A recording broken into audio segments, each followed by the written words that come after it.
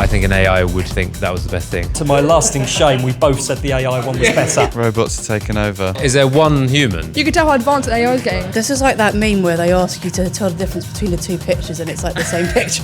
We're out of a job. I feel like I am anyway. I'm a f***ing drummer. There's been drum machines for years. The perception of AI in music tends to be pretty negative, with most people referencing a lack of soul or humanistic touch that seems essential to art. But can the same be said about mastering? When we did a poll on a recent live stream, 85% of those polled said that humans would win in an AI versus human mastering shootout. Oh, we got the poll too. We got the poll running. 85% say humans gonna win. Not ones to shy away from a challenge, we've decided to investigate. So let's find out if people can really tell the difference between human and AI mastering. Think you can tell the difference?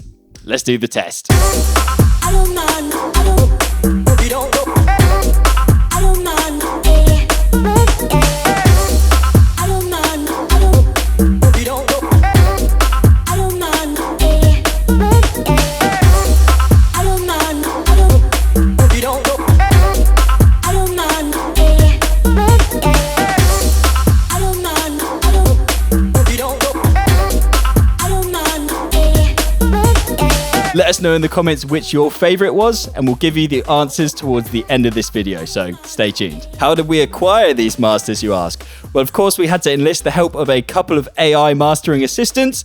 JC took care of that for me, so I'll throw it to him now for a bit more info. Producers, this is the easiest video I've ever had to make. Shout out to Connor for having me do it. He asked me to run this pre-master through a couple of AI-assisted mastering tools, and I did it through Ozone 11's mastering assistant and the Master Match X plugin from IK Multimedia. They're both super easy. I didn't tweak anything outside of the genre setting. So in Ozone 11, for example, you throw it in, it tries to guess the genre by itself. And then in the Master Match X plugin, you actually have to choose the genre ahead of time. I think I chose EDM there as well, and then hit analyze. And again, didn't touch anything from there. So obviously both of those plugins are a suite of plugins, and you have full control over everything. This was more of a starting point, but I'm interested to see how these starting points stacked up against actual human mastering engineers. Next up, we sent these to two professional mastering engineers here in the UK. One of them was in Bristol, one of them was in Brighton. I'm going to throw up their processes now on the screen. Feel free to pause and have a bit more of a read. But with all that in mind, it's time to do a field test. Let's take these down to Brighton Electric Studios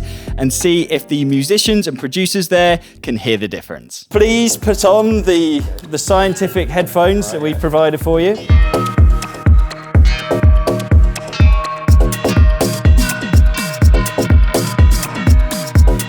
I would actually say that I think the number 3 was the most human sounding and my favourite. Very, very difficult. They all sound very, very similar. My favourites are 1 and 4. First one I was thinking was AI. There's not much in it for me. 2 of them had low end that had been monoed. They're all surprisingly similar. I've struggled to differentiate between the 4. Number 3 was AI, and number 4 was human. Number 3 was the most human sounding. Number 3, that was your favorite. Yeah. How does that make you feel? I don't feel particularly alarmed about it. I think a lot of that is based on taste. I know a lot of electronic music producers who would have preferred brighter, louder mixes. It's just I like a vintage sound. There was quite a lot of low end in the widths in the original pre-master. There was some sort of bass part that was pulling to the left, pulling to the sides, and on 2 of them, that low end has been centralized. You put an EDM preset into a mastering chain, and it's going to mono the low end.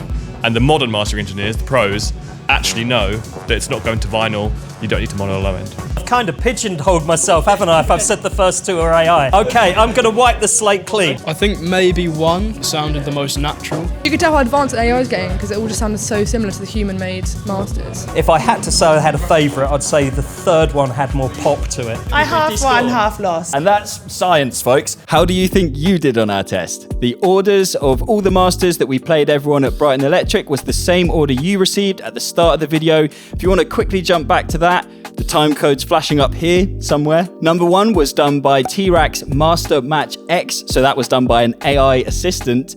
Number 2 was done by our mastering engineer here in Brighton. Number 3 was done using Ozone's mastering assistant, so 3 was also AI. And number 4 was our mastering engineer in Bristol. So do let us know your score in the comments. I'd be super interested to see. Staggeringly enough, the results from our field test on average showed that people got 2 out of 4 correct. So it's effectively a coin flip as to whether they could identify the AI or not. Also surprisingly, the most common pick for the favorite master was number 3, Ozone. And to boot, it was, of the 2 AIs, the one that most people thought was human.